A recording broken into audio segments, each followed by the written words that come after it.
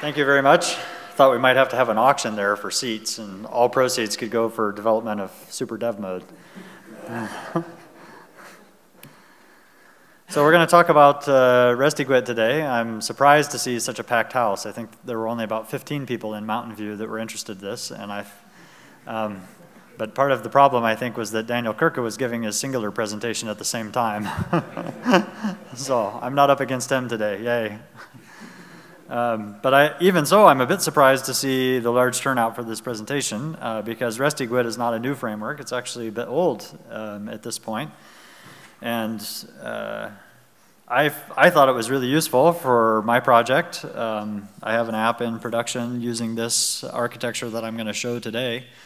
I don't feel like it's anything great. It's not really detailed. I'm not going to go into internals. I'm just going to give you a look at how this can actually work in a real app and some of the things I like about it. So I hope you find it valuable. So why would we even be interested in using REST, first of all, instead of GWT RPC or request factory or one of those standard data transport layers in GWT? GWT RPC is super easy, of course, automatically serializes and deserializes POJOs, and indeed that's one of the things that attracts a lot of people to GWT development at first, I think, because it is so easy. However, it has one major drawback, which I suspect is why a lot of you are here, and that it doesn't work with native mobile clients, which are becoming increasingly important. So if you want to write a REST or write an API on the server once and have it be consumed by both web clients as well as native mobile clients, then you are probably looking at some kind of standard API like REST JSON. So that's what attracted me to Resty GWT in the first place, and that's why we're here. So I like Resty GWT partly because it has the ease of GWT RPC, but combined with the power of the command pattern. So in 2009, Ray Ryan, I think, gave that famous presentation at Google I/O about the command pattern in data transport and showed how instead of defining your interfaces in terms of verbs, you could define them in terms of nouns, classes rather than methods. And you would execute or dispatch a request object, and you dispatch the request object, and then you get back a result object from the server. And this allows you to do a lot of things like intercept the calls to every data call to the server, and that makes it possible to put in a centralized caching layer, for example, or a centralized security layer where you're going to add some kind of a cross-site request forgery token to every single request. That's a lot harder to do with GWT RPC because you would have to add the XSRF token to every method in your API. So the command pattern really took off. We saw a framework developed originally called GWT Dispatch based on that, and something similar is now part of the GWTP framework from ArcBees, and they also have a REST Dispatch framework now, which is a newer version of that.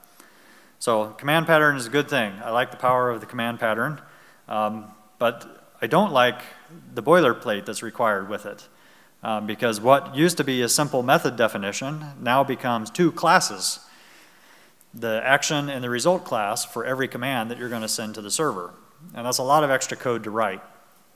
You could look at maybe writing a generator to do that, and that, in fact, is almost exactly what Resty GWT does. So we can get the benefits of the command pattern with the ease of GWT RPC. It also makes testing easier of your services because there's a lot of different frameworks and infrastructure available around testing REST APIs or just web requests in general. Whereas it's a lot harder to consume the output of GWT RPC. You have to basically do the same stuff that RPC does in terms of serializing and deserializing. So with that, let's look at how to get started with Resty GWT. It's on github.io. I'm not sure why it's not on the regular GitHub, but there it is. And to put it in, you just need to add it to your POM file. So you'll need the Resty GWT package, and you'll also need the JAX-RS dependency because it is a JAX-RS implementation. Then in your GWT XML, you just need the Resty GWT package. So the first thing you want to do is map your JSON from your REST API to Java classes. So I've put together a simple little example here that consumes the Yahoo Services API for stock quotes. And what on the left side you see is the JSON that comes back from that API. And it's pretty printed. But you can see the actual quote details are buried pretty deeply under query results quote. And so I just modeled those using nested classes in Java for straightforward reading. And these are all just POJOs. There's no annotations required at all. The Resty GWT serializer takes care of everything. And then you create a service API that actually uses your object definitions. So here we have quote service, which extends REST service. And REST service is the standard Resty GWT class that will trigger the generator to create the serializers and deserializers that we need. You add the standard JAX-RS annotations. So your whole service can have a base path, which will get prepended to every method call. And that's defined at the interface level there. And then each method specifies just the suffix for the specific service that you're invoking. So in this case, I'm just calling it get. And it has a path YQL because that's actually part of the Yahoo URL. We pass it a couple of query params, and these will be appended on the query string. There's other types of parameters that are available. You can actually put parameters in the path itself of the URL. There's post params as well that will go in the post body. That's all part of JAX-RS, and I don't think the details are particularly interesting of that, so I'm going to skip those, but that's what we're doing here. And then method callback is a standard Resty GWT class that has on success and on failure methods, just like GWT async callback. We've parameterized it in terms of our Yahoo query language response.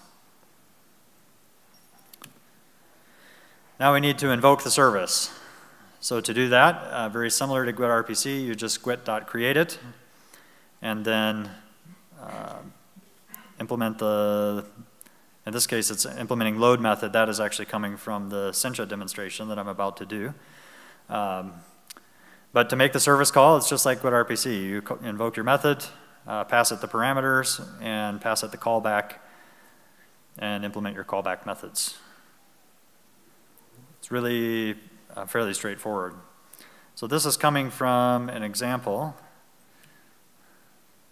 Yeah, let me go ahead and do the example now and show you the code. Okay, so this is our, oh gee, if I hit refresh, I wonder if my dev server is even still running. Well, we'll find out. Yay.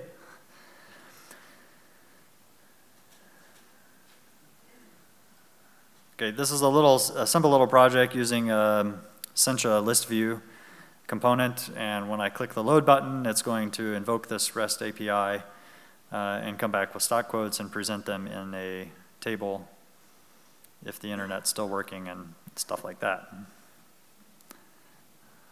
And maybe I should have just left up the previous screen. Oh well. So what that code actually looks like in my actual implementation here, let me maximize this window. So in Sencha, the widgets are data agnostic, so you can use any data layer you want. There's an interface called data proxy, which takes an input and an output type, and that's what I'm using here. So this quote proxy implements data proxy. There's our service, which you just saw on the slide, and then here's the load method, which you just saw on the slide. That's the only method you have to implement to get Sencha to use it to load the data into the widget. So that's it, very simple, straightforward call. So what other kinds of things can we do with Resty GWT? Well, one of the things I like is that it supports inheritance. So you can create a service definition and then extend that for your various model classes for which you want to create an API. So in this case, I've created an interface called REST API that's parameterized with my model type that extends the basic Resty GWT service. And I've defined some typical CRUD methods, get, list all, save many, delete, etc. And these are all just basic methods that you might use if you have a CRUD kind of app. What I like then is that in order to extend this service or implement a service for a particular object class, like a note item here, there's not a whole lot of code required. Once I have that base CRUD API defined, I can just extend it. And if I don't need any additional methods beyond the capability that's already provided, then it's just an empty interface. And then I can invoke the methods from that interface.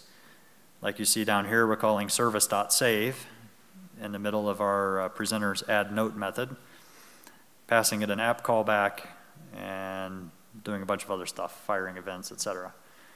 So that appeals to me a lot because I get a lot for free with that, right? It's very, very little effort to create a fully functional REST API for all my object types on the client side.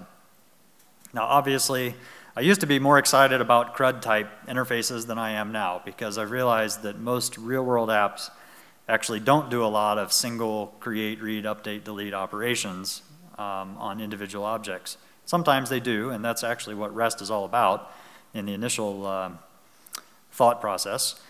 But you do need more advanced method signatures typically as well that are object specific. But the great part about this is you can add those. You just fill in the curly braces there and create your own methods that extend the base API, and it all works. So that's a pretty easy client. Let's talk a little bit more about now what we can do with it. So Resty GWT actually uses the command pattern. If you look a little deeper in the framework, you'll find that it's using a dispatcher to fire the requests. And it actually allows you to customize that dispatcher. So there's a whole bunch of default implementations. The difference is that if you're using the command pattern natively, like the GWT dispatch framework or some other, previously you had to create the action and result class for every single service method, right? But now with Resty GWT, it generates those things automatically using a GWT generator. But because it is generating them and it is using the command pattern, you can get the benefits of a dispatcher. So to do that, you just need to get the dispatcher factory, and then there are methods provided for the various dispatcher classes that are available. So the important line here is really the third line of our Java code that says defaults.setDispatcher, and it sets it to the caching dispatcher, which we got from the factory. So with that one line of code, basically, we're now able to automatically cache all of our requests. And if you invoke the same service method with the same parameters, that's going to return you a result from the cache without going to making the actual trip to the server. There's also a caching retrying dispatcher, which will make, like the name sounds, more than one attempt. All of these you can extend pretty easily. Basically just pick one that you like and extend the dispatcher class. The caching dispatcher is also filter aware, so if you want to add functionality to it, like putting in a CORS filter for cross-origin request processing or something, you can easily add that filter. It only has to implement one method, and you're good to go.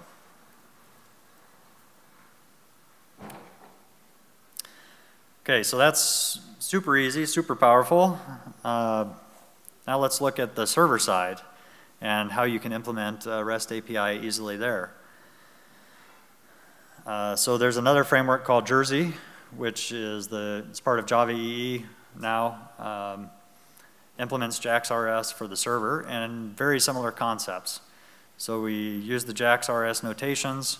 So what I like to do for simplicity and for this demo is just to slap the server, the JAX-RS annotations right on my data access object. All right, so this is an App Engine project you're seeing here, and I'm using Objectify DAO. Anybody know about Objectify? Yeah, okay, some people have used App Engine. It's my favorite way of accessing data on App Engine because it gets rid of the whole persistence manager lifecycle, which is a really pain in JPA,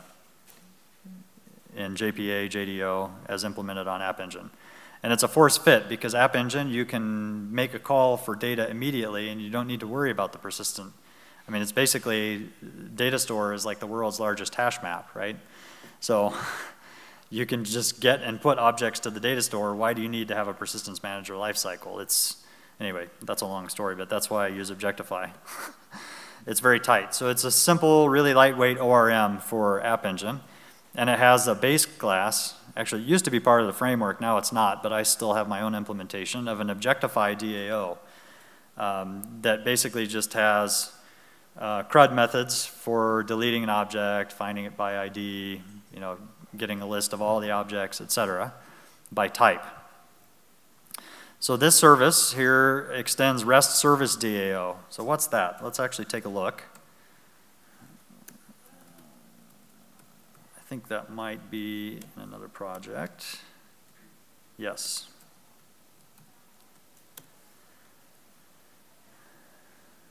Okay, so this extends my Objectify DAO, which is one class that lets me, it provides the CRUD methods for my entire object model, basically.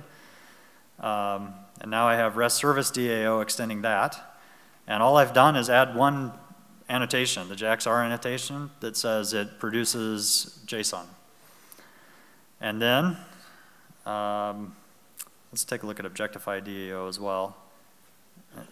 See if I have any annotations in there for JAX-RS. I think not. Yeah, none needed in there. Okay, so go back here to the slide. So so for each object class, I'm defining a REST service. So I'm tying it directly to my DAO. I'm just adding the JAX-RS notation for the path, and then defining my methods. It seems like I did have some problem with trying to define all the methods in the base class. Like I couldn't put annotations in the base class, and maybe that's why they're showing up here in the object method. I'll have to revisit that. It's been a while since I've looked at this project. But at any rate, it's pretty straightforward because in the worst case, you just need to create one method for each of the CRUD methods and then call super.findAll and slap the JAX-RS annotations on it. But I think they actually work. You can pull them in directly from the base class. So the only methods you need to define are the ones that are special for that object type. So like this slide probably makes Java EE people cringe because, not Java EE so much, but like the old, like people who worked with EJB and Java EE2 and believe in many, many layers. They're like, oh, exposing the DAO directly as a service, that's awful, right? But the thing is, REST Jersey actually gives you a lot of layers to be able to configure stuff. So you can do authentication filtering, you can create resource configs that handle types of requests specially. So there are lots of hooks available where you can do the things for which they cite the reasons to have many layers. Like authentication and security and validation. There are a lot of places you can do that, but this keeps the APIs really simple. Okay, so this is, yeah, well, okay, I had it on a slide. So we just define the base service that combines the idea of the Objectify DAO with the REST service. And now I can extend this base class and very quickly and easily create my server-side API for any object class on the server. So if you want to do something like this, to get Jersey, you just need, again, a POM dependency if you're using Maven. This would be it. The only jar you need is actually the Jersey container servlet core, because that's the one that binds Jersey to run in a servlet context. This little HK2 Glassfish API thing, I hate that. It's ugly. But it was a workaround for a bug on one App Engine project. I'm thinking they have it fixed now on the latest version of App Engine. But just in case, you have been warned. And then we have Jackson dependency as well, because Jersey needs that to actually do the XML and the JSON serialization. Resty GWT, I meant to point out, also defaults to Jackson. And if you read Stack Overflow, it seems like most people believe that Jackson is the fastest JSON implementation for GWT. So I'm happy with that. I haven't had a need to change it, although I haven't done much performance testing on it. So this is the Jersey configuration. To put it in your project, this is really all you need. You define the Jersey servlet. You define the first init param there is the provider.packages, and you just give it the package of your app that you want it to auto scan. That's the package where it's going to go look for JAX RS annotations and actually expose those as REST endpoints. This other thing about Waddle, disable Waddle, again, was a hack for some version of App Engine. I don't think it's necessary any longer, but in case you're using an old version, you might need that. And then the logging filter is really convenient because it will write the headers, and if you get a little more creative, the body of each request and response to your server API, to the logs. But it's super nice because it just does it automatically, and you don't have to write a bunch of log statements. And then you just map the servlet to some path that you're going to expose as your API path. So how would you do authentication on the server in this kind of environment? Well, the easiest way is to use the servlet filter. And for GWT projects especially, I've found it helpful to just distinguish between the response that you return. If the call was made from the API, since it's a servlet, right, it's gonna, you could put the servlet just around your API and then have a different servlet to handle like the GWT hosting page authentication. But I'm in this case just using one servlet, one auth filter for all requests in the project. So I need an if statement to decide whether or not the request came from the API or whether it came from like the GWT login page. And if it comes from the login page, you can go ahead and do a redirect. But if it comes from an API, you don't want to send a redirect. That was a good couple hours I spent one afternoon trying to figure out how in the world I was getting these errors in GWT RPC. So in this case, I just set the status to 401, the unauthorized response, and then I've got a standard handler in Resty GWT, which we'll talk about in a minute, to pick that up and act appropriately. So that's pretty simple. That's authentication. You just need a little filter and make sure the user's authenticated. Okay, so what about exception handling in Resty GWT?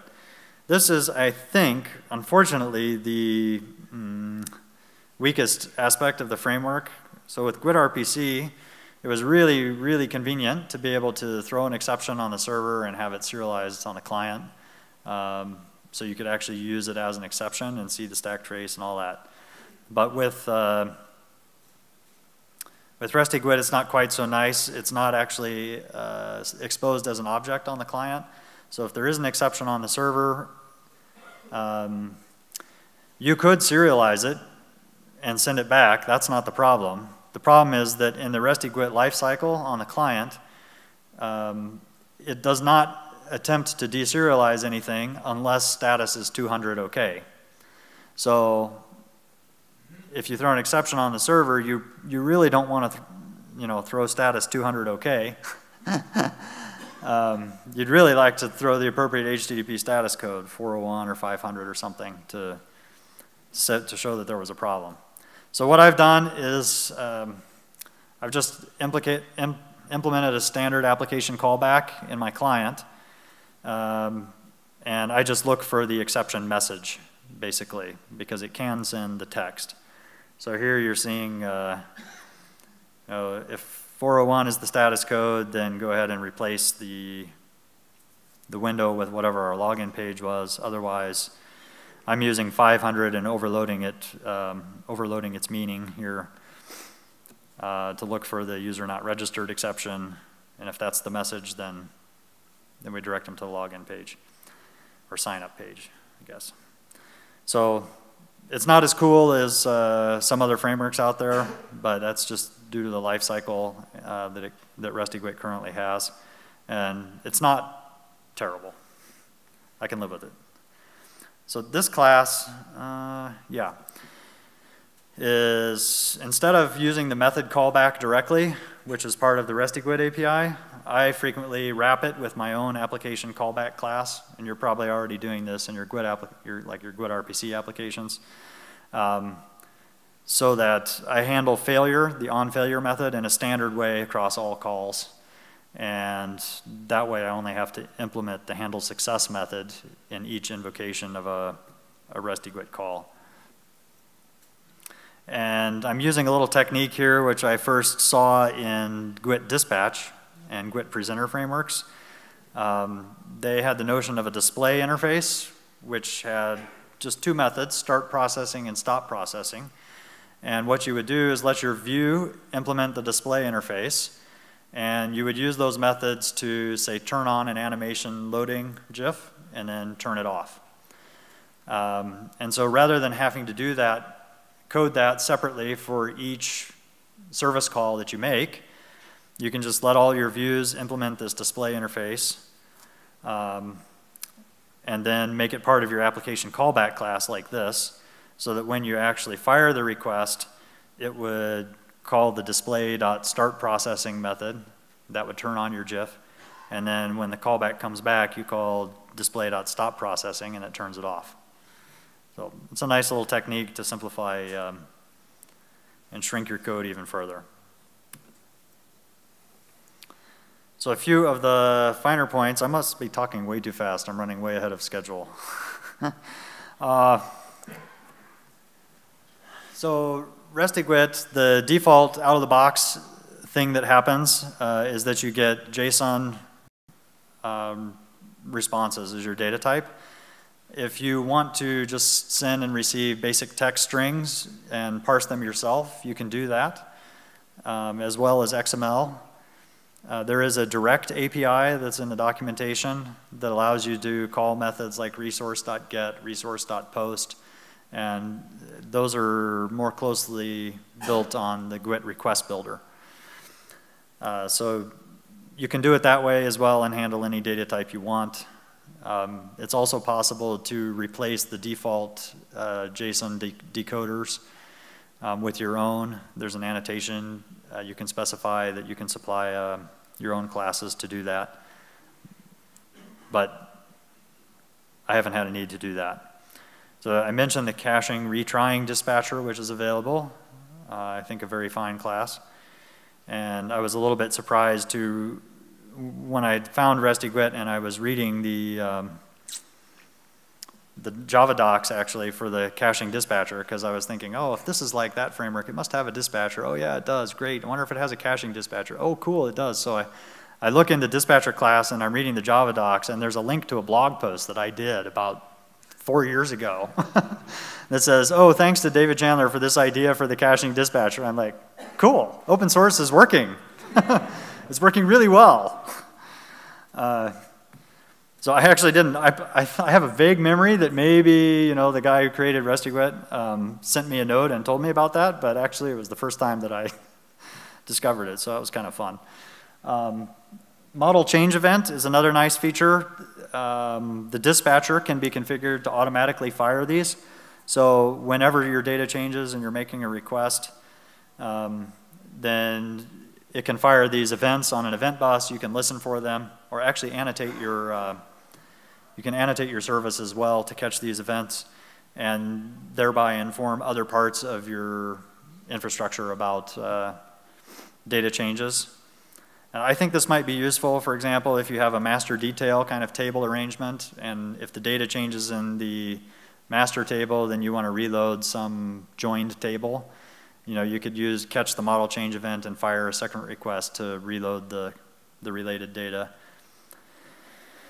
One unusual thing about Resty GWT, if I show you another class here. So I actually have two different versions of my note data type.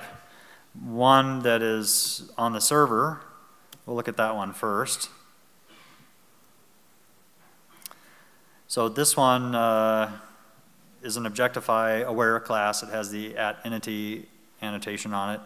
It also has these JSON ignore properties, and that's because they're internal data store references, and I don't want to send them to the client. And in fact, they're not serializable, and the GWT Objectify project wasn't working for me when I wrote this, so I just stuck JSON ignore on there instead, and that will tell Jersey not to send that field. So that's what the server-side object looks like, and then the client-side version is really simple. You'll notice there's no getters and setters. That's intentional. These are intended to be just super lightweight DTOs, and so we've just made the fields public, and Resty GWT can handle that. It's not a problem for it. But if you want to do a more fancy implementation and say make your fields private and final so that they have to be initialized in a constructor, then there is a way to do that as well. You just add the @JSON creator annotation and some JSON property annotations on the various properties, and it will allow you to create a nicer looking class that will not make the Java architects in your organization scream. Okay. Resty GWT also supports polymorphism, so you can declare what the available JSON subtypes are on a given class, and it's supposed to work. I actually find it easier not to use it in my APIs, but it is possible.